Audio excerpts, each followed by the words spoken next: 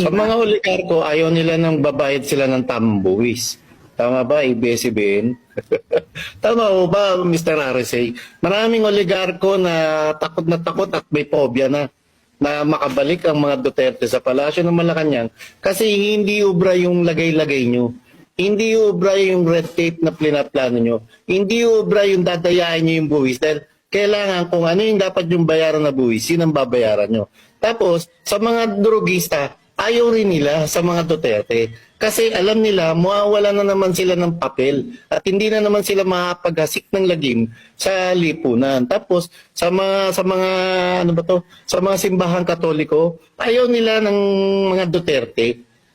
Kasi nabubunyag kung anong klaseng kalokohan, kamanyakan ang ginagawa ng ilang kaparian.